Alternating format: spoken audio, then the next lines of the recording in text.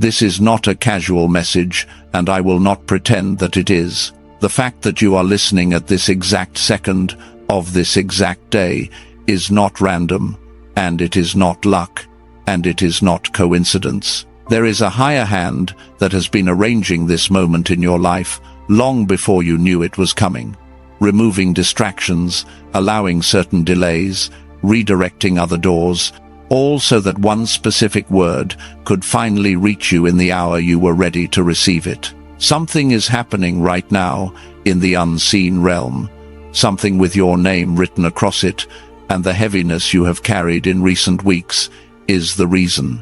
That feeling is not a malfunction, it is a calling. The Father has been waiting on you, and the waiting has reached its end. The emergency is not that something terrible is about to happen. The emergency is that something extraordinary is about to happen, and it cannot begin until one specific obedience is received and answered. What he is asking is simpler than you fear, and more important than you understand. The window is narrow, the instruction is clear. Stay with me, beloved, the answer is here, and the timing is now. And because the timing is now, I need you to understand something before another word passes between us. You did not stumble onto this. Whatever you were doing 5 minutes ago, whatever was on your mind, whatever was pulling at your attention, all of it was rearranged so that you could be here in this exact stillness, ready to receive. The Father does not waste his urgency. He does not press in for nothing. So, whatever else needs your attention tonight, let it wait. Whatever conversation, whatever noise, whatever distraction, let it sit on the other side of the door for the next 40 minutes. What is being delivered to you in this hour is more important than anything else competing for your focus. You are not here for entertainment. You are here for instruction. And the truth is, you have been waiting for this. You may not have known what exactly you were waiting for, but the waiting has been there.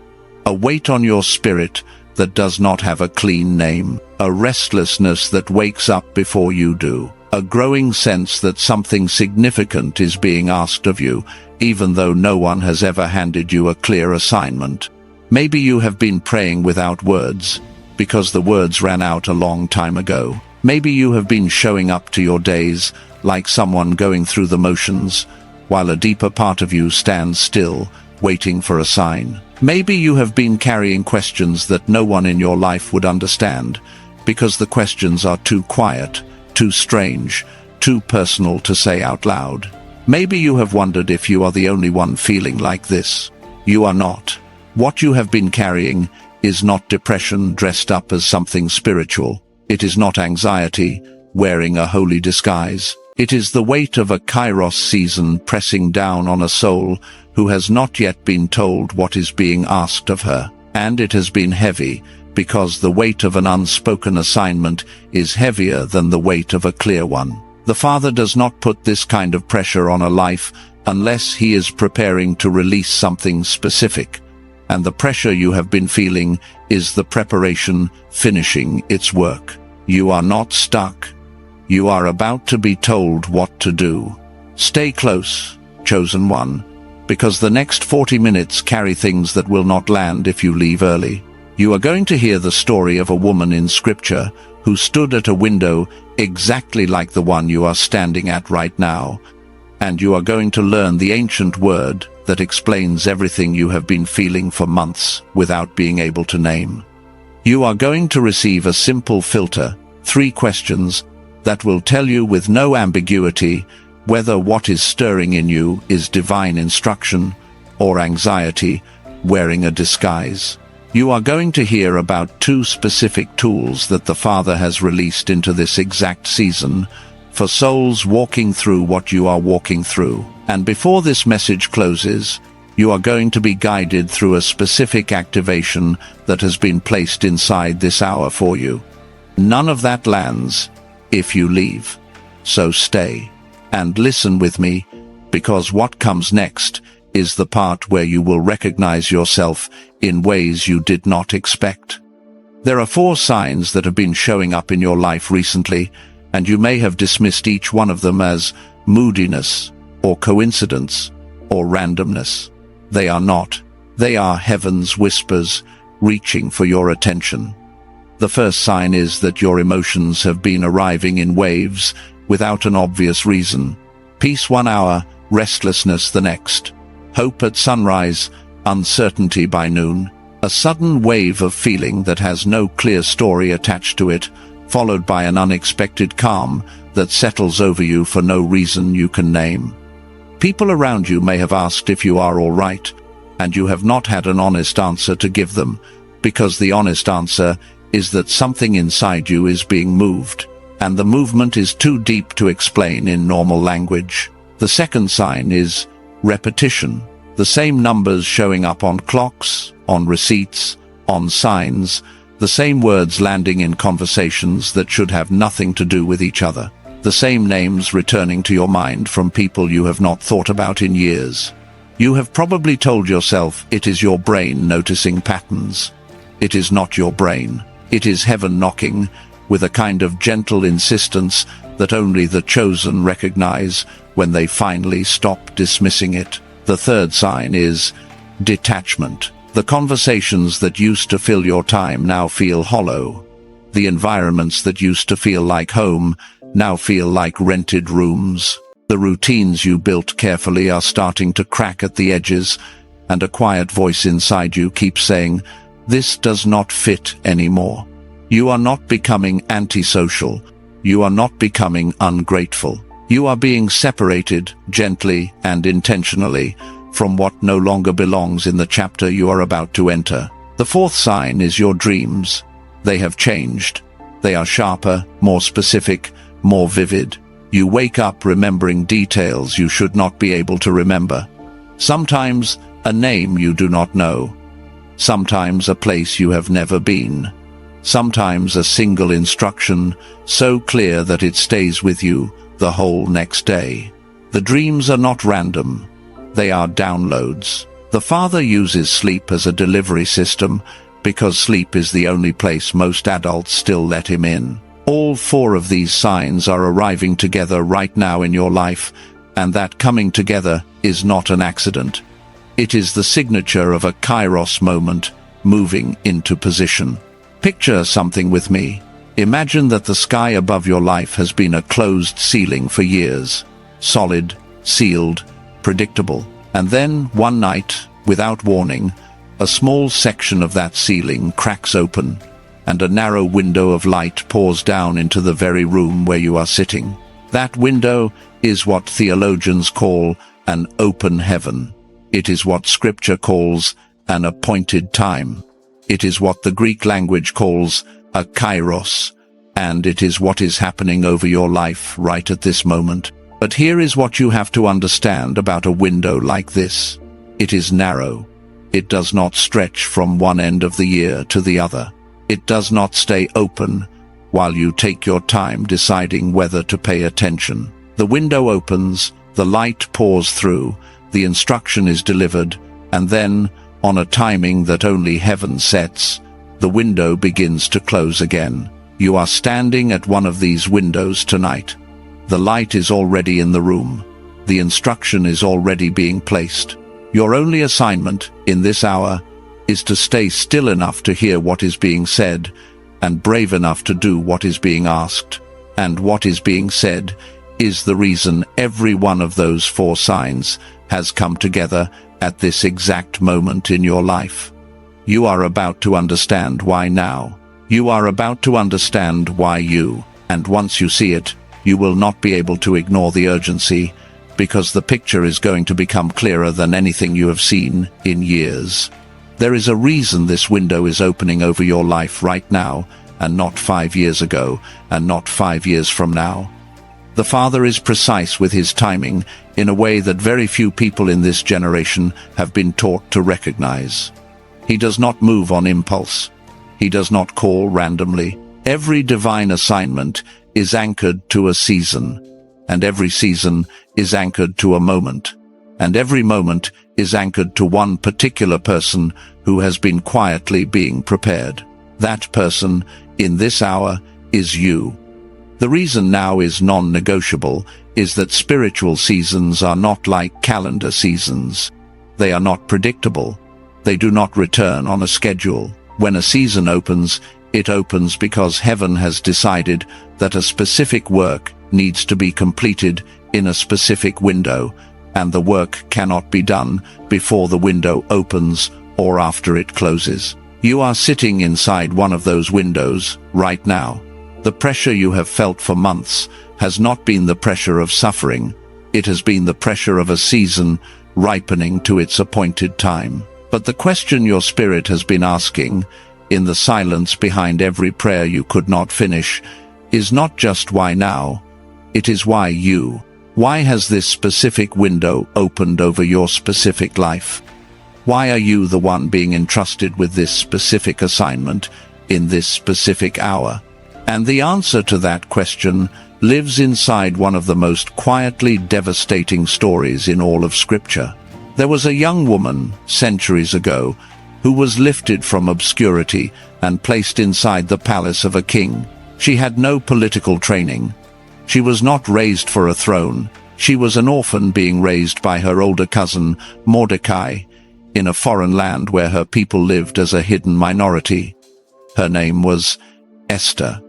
For a season, she lived inside the palace as queen, hiding her true identity, walking through gold corridors with a secret tucked under her crown. She was admired, she was protected, she was comfortable. And then one day, a decree was signed that would wipe her entire people off the face of the earth. Mordecai sent her a message. She had to go to the king. She had to speak. She had to use the access she had been given for a moment, exactly like this one. And Esther hesitated. She sent word back, and her words sound like the words you have been whispering to yourself for weeks. The risk is too great. The timing is wrong. I am not the right person. If I do this, I might lose everything. If I speak, I might not survive the speaking. And then Mordecai sent her a sentence that has echoed across 3,000 years of human history. Who knows whether you have come to the kingdom for such a time as this? What he was telling her, in plain language, was this: everything that brought you here was for now. The orphaning, the hiding, the strange path into the palace. The crown that does not feel like it belongs to you. None of it was random. All of it was preparation. And the preparation has reached its appointed moment, and the moment has a name, and the name is you. Esther sat with that sentence for 3 days. She fasted, she prayed, and then she walked into the throne room with a sentence on her lips that I want you to hear, because it is the same sentence the Father is asking you to find in your own heart tonight. If I perish, I perish. And she did not perish. The window was open, she stepped through it, and an entire nation was delivered because one woman, in the middle of her own fear, decided that the assignment was bigger than her hesitation. You are the Esther of this hour, not in the way the world measures importance, not because you are famous or visible or qualified by any human standard. You are the Esther of this hour because you have come to this kingdom, to this moment, to this window, for such a time as this. And the Greek language has a word for the kind of moment Esther stepped into. A word that English does not have. A word that explains what you have been feeling for months without being able to name. The Greeks had 2 completely different words for time. The first one was Chronos. Chronos is the kind of time that ticks on a clock. It is sequential. It is predictable. It is the time you measure when you are waiting for a meeting to end or a holiday to arrive. Chronos is the time of the calendar, the schedule, the appointment book. It is ordinary time, and it is the kind of time most of your life has been lived inside. But there was a second word, Chyros. Chyros is something else entirely. Chyros is the appointed moment. Chyros is the divinely chosen opportunity. Chyros is the narrow window of grace that opens, holds itself open for a specific stretch of time, and then closes again, on a timing that only heaven sets. You cannot put a Chyros moment on a calendar. You cannot predict when it will arrive. You cannot delay it once it does. Chyros arrives, and the only choice you have is whether you are awake enough to recognize it and brave enough to step into it. When this message says, "It is happening," that is exactly what is being said. Not a Chronos thing, a Chyros thing. The window is now, the hour is now, the instruction is now. And the part of you that has been restless for months has been restless because your spirit recognized the Chyros before your mind had the words for it. Now that you understand Chyros, you also understand why what I am about to name next has a timing of its own. Truth honors truth, so let me name something plainly before another moment passes between us. There is a path that has been built precisely for souls who feel exactly what you are feeling tonight. Not a course, not a program. Two specific tools that two different scientists, working in completely separate research traditions, have released into this exact season, is called the Genius Song. It is a short audio track that uses brain entrainment to reactivate a frequency in your mind that the world has slowly dimmed since you were a child. The frequency of curiosity, of openness, of the kind of inner knowing that most adults forgot they ever had. The second one is called the Wealth Signal. It is a different audio with a different mechanism designed to lower the constant low-grade pressure of survival mode that closes the door between what you sense and what you can actually receive. Both of them are below this video. Both are in the description. Both are in the pinned comment. I am going to return to them in more depth later, when the foundation has been fully laid. Simply know that they exist, and that they exist for a season exactly like the one you are walking through. If your spirit has already recognized the names, that is not random either. Stay with the message. Because there is one more layer of this picture you have to see before any of it makes complete sense. You now understand the why now. You now understand the why you. But what you do not yet understand is what is specifically blocking your obedience in this moment. Why it has been so hard to act on the stirring you have been feeling, even when a part of you has known what to do for weeks. There are two obstructions standing in your way, and they are working together, and once I name them, the entire picture changes. There are two obstructions standing between you and the obedience the Father is asking of you tonight, and you have been wrestling with both of them for years without knowing what to call them. Naming them is going to feel like someone finally turning on a light in a room you have been sitting in alone for a long time. The first obstruction is something that started in your life when you were a small child, long before you had any way of resisting it. There is a part of you that was once fully alive. The part of you that asked endless questions without apologizing for asking them. The part of you that believed in things adults had stopped believing in.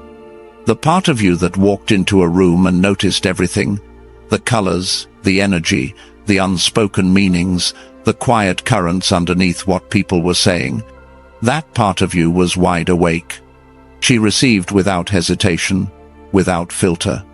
She knew what most adults have spent their lives forgetting. Somewhere between the ages of 6 and 10, the world began to dim her, not all at once. A teacher who said your questions were too much. A parent who was tired and said not now. A classroom that rewarded the right answer over the curious one. A culture that taught you to be quiet, to be small, to be careful, to stop expecting magic. And year by year, the inner child who once heard the Father easily was muted into the background of your life. She has never left, but she has been asleep for so long that you stopped recognizing her voice as your own. This is the first obstruction. The receiver inside you has been turned down so low that even when the Father speaks clearly, the signal arrives, faint, fragmented, easy to dismiss. You have been hearing him for months, but the inner child who would have recognized his voice instantly is still half asleep, and so the recognition keeps slipping past you. The second obstruction is different. The second obstruction is what life as an adult has built on top of you. Years of bills that did not get paid on time. Years of carrying responsibilities that were never meant to fit on one set of shoulders. Years of waking up already tired, already calculating, already strategizing how to survive the next 24 hours. That kind of pressure does something to a human nervous system. It locks the body into a permanent, low-grade alert, a background hum of survival, a frequency that scripture would call the spirit of striving, and that science would call chronic stress. And in that frequency, the channel between what you sense and what you can act on, you can hear an instruction and not be able to move toward it.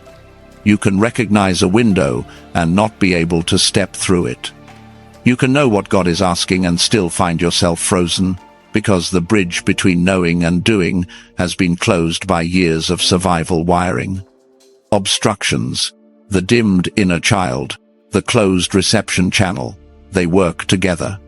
And this is why so many spiritual people who genuinely love God, who genuinely want to obey, find themselves stuck in the same patterns year after year. It is not a faith problem. It is not a willpower problem.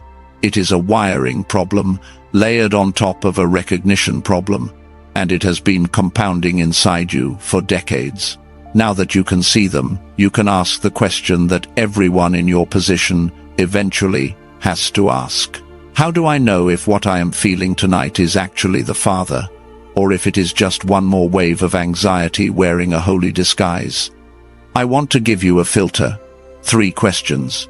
If you carry these 3 questions with you, not just tonight but into every season of your life from this night forward, you will never again confuse anxiety for divine instruction. And you will never again miss a real instruction because you mistook it for anxiety. The first question is the peace question. Beneath the urgency you are feeling, is there peace? Not on top of the urgency, beneath it, down at the foundation of your spirit. Divine instruction has urgency without panic. Divine instruction is intense, but it is grounded. Anxiety, on the other hand, is panic without peace. It is loud, but it is hollow. If you sit still with what you are feeling tonight, and you go down underneath the surface noise, and you find a quiet, settled sense of, that is peace, that is the signature of the Father. The second question is the direction question. Is courage being required of you in a specific direction? Vague self-improvement is not divine instruction. The Father does not whisper, "You should be a better person in general. Send this message, make this call, walk through this specific door, release this specific person, take this specific step." Specificity is the fingerprint of heaven. If what you are feeling has no clear direction attached to it, it is most likely your own anxiety. If what you are feeling has a clear, single, specific action attached to it, that